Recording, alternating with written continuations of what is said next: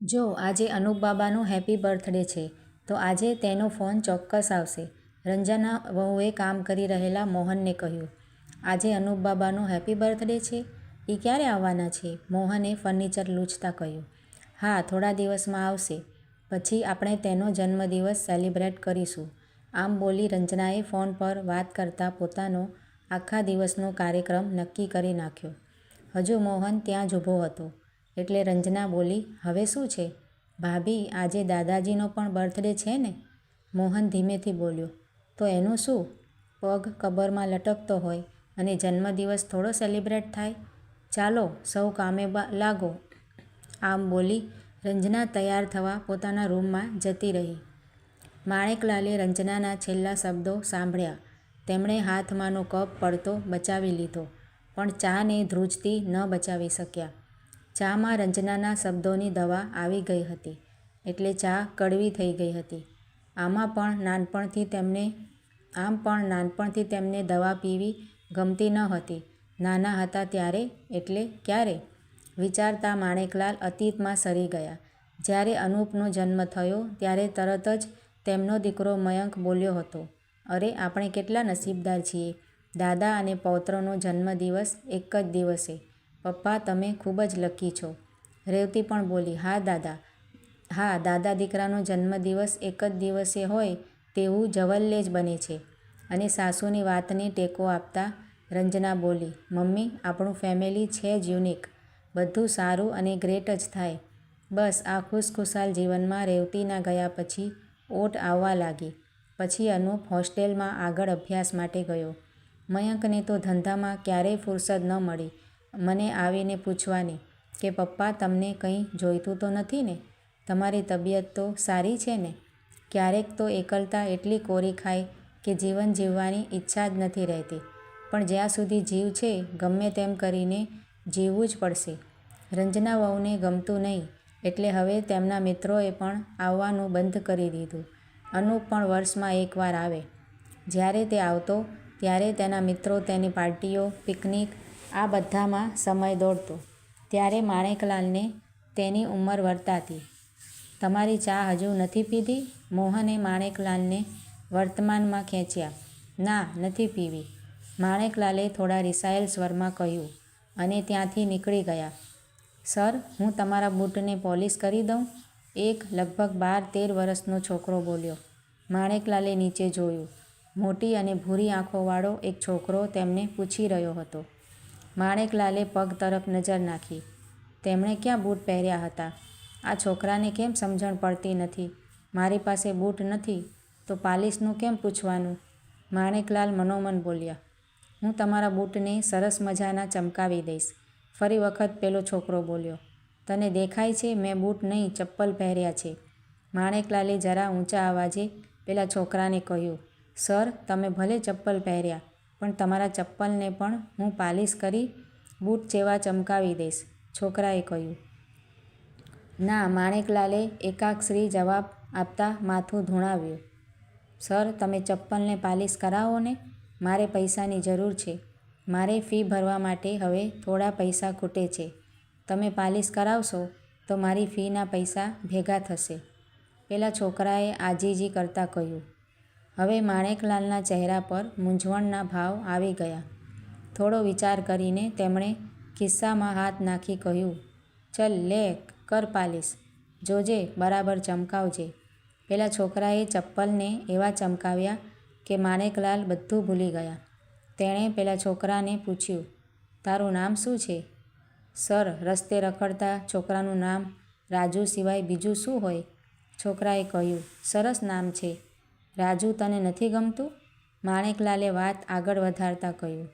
હવે તે બાજુના બાંકડા પર બેઠા. આમ પણ તેમને શું કરવું તેની ખબર ન હતી એટલે આ રાજુ સાથે ગપ્પા મારી ટાઈમપાસ કરવાનું કંઈ ખોટું નથી તેમ વિચાર કરી તેમણે રાજુ સાથે વાત માંડી. તારા મા બાપ ક્યાં છે?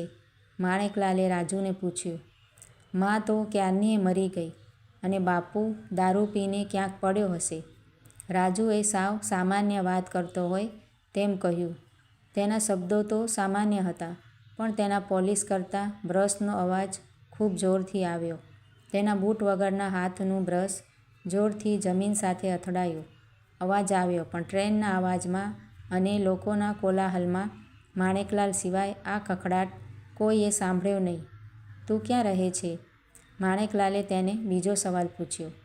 તમે બેઠા છો ત્યાં, રાજુએ સહજતાથી જવાબ આપ્યો. અહીં? માણેકલાલે તેને આશ્ચર્યથી પૂછ્યું. જો અહીં રાજા ન સૂવે તો હું અહીં સૂઈ જાઉં છું, અને રાજા અહીં સૂવે તો મારી જગ્યા ત્યાં. આ અમારી વચ્ચે વણલખ્યો કરાર છે, રાજુએ કહ્યું. રાજા કોણ? માણેકલાલે આજુબાજુ જોતા પૂછ્યું. આ જો સામેથી પૂંછડી પટપટાવતો આવે, રાજુએ સામેથી આવતા કૂતરા તરફ આંગળી ચીંધતા કહ્યું. માણેકલાલના ચહેરા પર સ્મિત ફરકી ગયું. એટલામાં કોઈ બૂટ પોલિશ કરાવવા આવ્યું, એટલે રાજુ કામે લાગ્યો અને માણેકલાલ ઘર તરફ રવાના થયા. માણેકલાલ ઘરેથી નીકળ્યા ત્યારે મનનો ભાર એટલો હતો કે પગ રસ્તાનું માપ લેતા હતા અને ચપ્પલ કઢતા હતા. પગ કરતાં મનમાં, પણ ઘરે પાછા ફરતા તે થોડા હળવા થયા હોય તેમ લાગતું હતું. પોતે ઘરેથી નીકળ્યા ત્યારે પોતાની જાતથી ભાગતા હોય તેવું લાગતું હતું, પણ રાજુને મળ્યા પછી તેમણે જાતને ફરીથી મળ્યા હોય તેમ લાગ્યું. હું અહીં બેસું ને? માણેકલાલે રાજુને પૂછ્યું. અરે સર, એ ક્યાં મારી જગ્યા છે? રાજુએ કહ્યું. અહીં તો આખું લોક આવીને બેસે છે. આપણી મુંબઈમાં તો લોકલમાં રિઝર્વેશન થતું નથી, તો આ તો સ્ટેશનનો બાંકડો છે. રાજુએ પોતાની વાત પૂરી કરી. કેમ, તે જ તો કહ્યું હતું કે તું અહીં સૂવે છે, માણેકલાલે કહ્યું.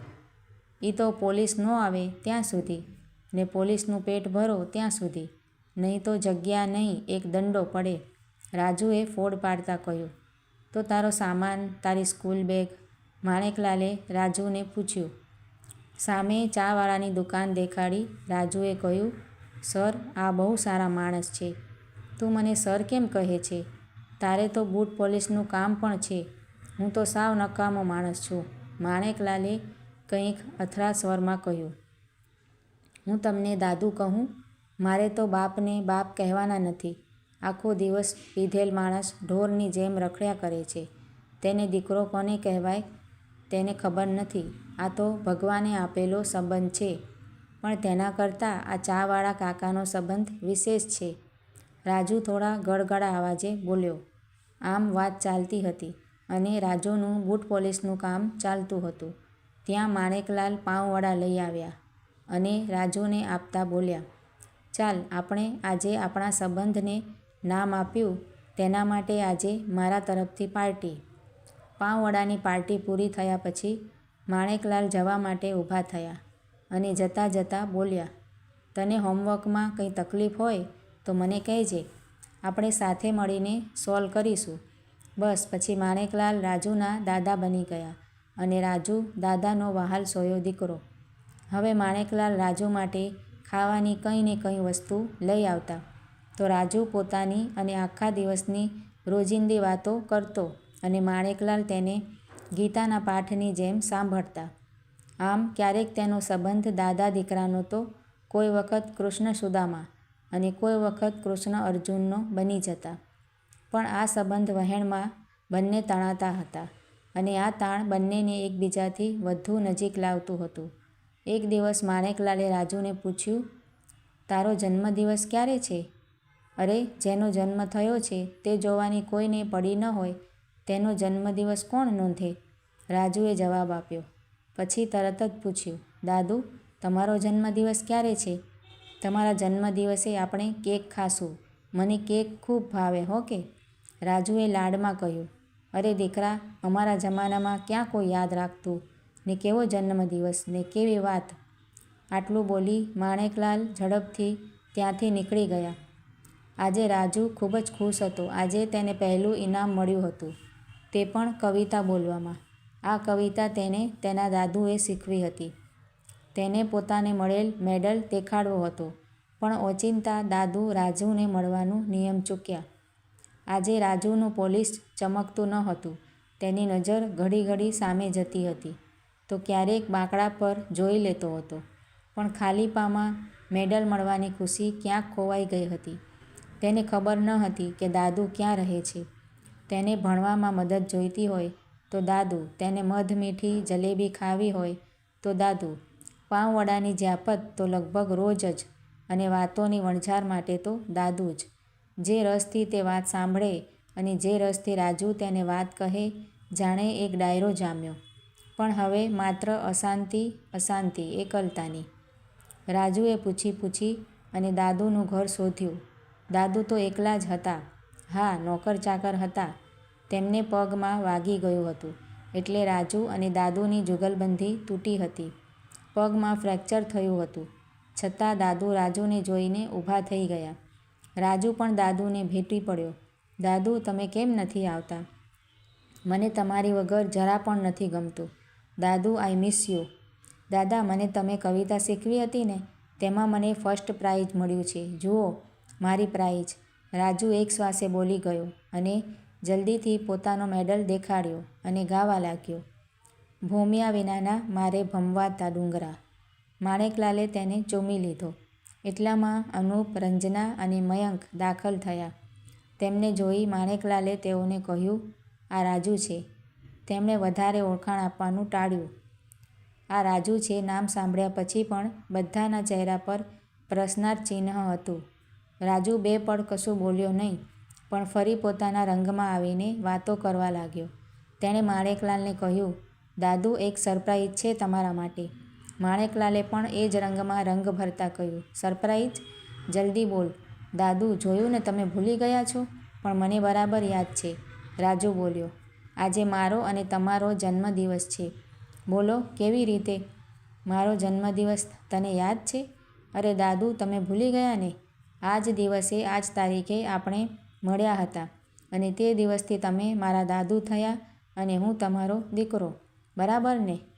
આ આપણો નવો સંબંધ અને નવો જન્મ કહેવાય ને? જુઓ, હું કેક પણ લઈ આવ્યો છું. આપણે બંને મળીને કેક કાપીને જન્મદિવસ ઉજવીએ. આમ બોલી રાજુએ એક બોક્સમાંથી કેક કાઢી અને લાવેલી છરીથી દાદુનો હાથ પકડી કેક કાપીને માણેકલાલના મોઢામાં મૂકી. માણેકલાલના મોં સાથે ખારા આંસુ પણ ગળ્યા થઈ ગયા અને અનુપ, રંજના અને મયંકના પગ ત્યાં જ જડાઈ ગયા. મિત્રો, આ વાર્તા તમને કેવી લાગી કમેન્ટ દ્વારા જરૂર જણાવજો અને જો સારી લાગી હોય તો મારી ચેનલને સબસ્ક્રાઈબ જરૂરથી કરજો.